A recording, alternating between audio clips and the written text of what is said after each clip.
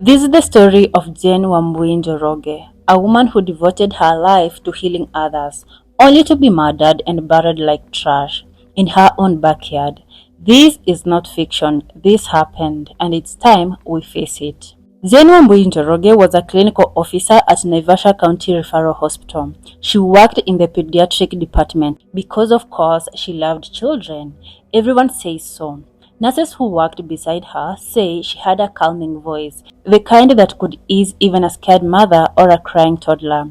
But what really stands out to me, Jane was a cancer survivor. She had faced her own battle, fought quietly, and even lost part of her vision. Yet she never gave up on her calling. She kept going to work, kept saving lives. That is the kind of woman she was. She wasn't famous, she didn't go viral, but she mattered to her patients, to her family, and she mattered to Kenya. It was a Thursday, July 4th, 2025. Jane had just finished another shift. She left the hospital, greeted her colleagues like she always did, and headed home to Raini village in Karai, Naivasha. But that was the last time anyone at work would see her alive. But the next day, July 5th, her husband reported her missing. She hadn't answered her phone. She hadn't shown up for her next shift. It wasn't like her at all. She was disciplined, always showed up. On a Sunday, we got a report of a missing person.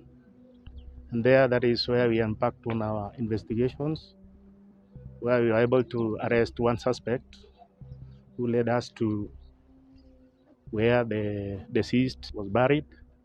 And that is why we are here.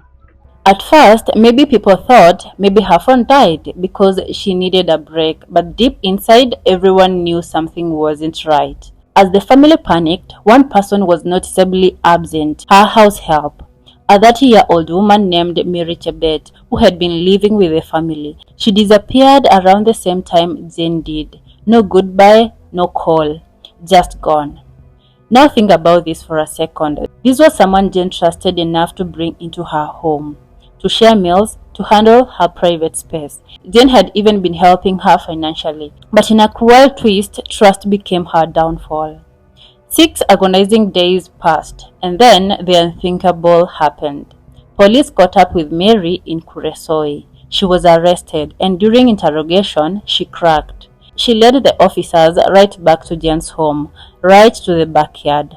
And there, in a shallow grave, barely covered by dry soil and leaves, they found her, wrapped in her clothes, fabric tightly gooned around her neck, no dignity, no burial rites, just dumped. It was like a horror film, and this wasn't a script, it was real.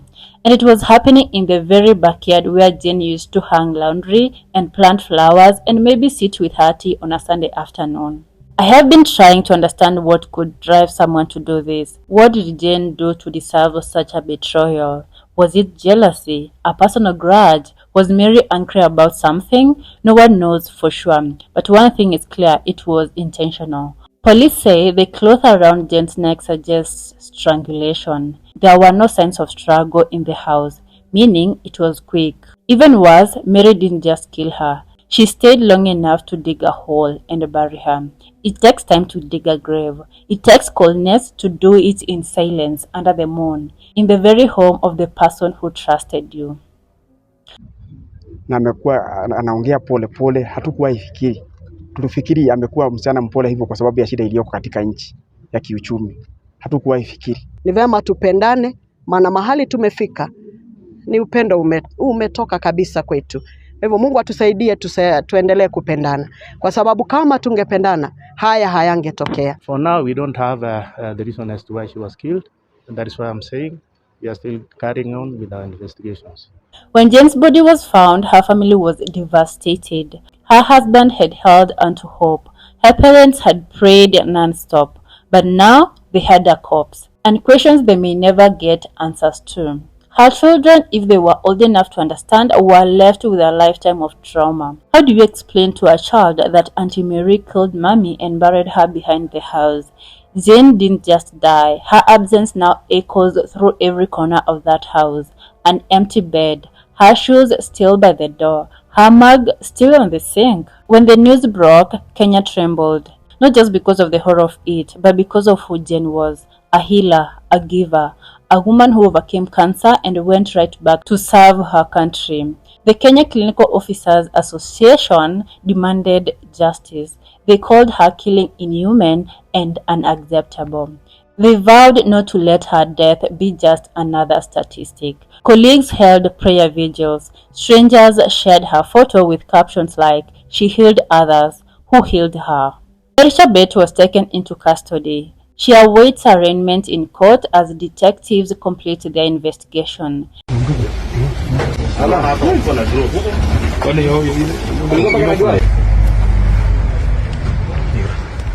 like to say that on a Sunday, we got a report of a missing person.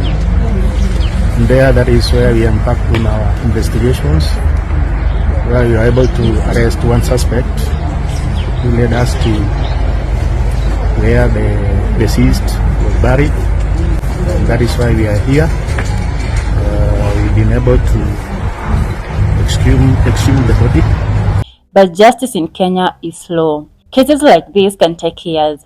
Files go missing, witnesses disappear, and in the end, families are left bitter and broken. But we hope not this time. Not for Jane. She deserves more than a cold grave. She deserves the truth, the full truth, and punishment for whoever did this.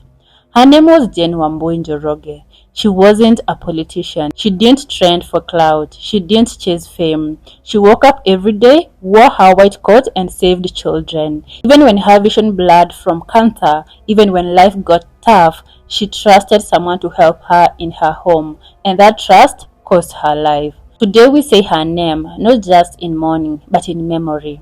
We refuse to let her become just another tragic headline, because Jane's story is every woman's fear, every parent's nightmare, and every employer's risk. And above all, it's a story that demands justice. May she rest in peace, and may we never forget what happened to her, right in her own backyard.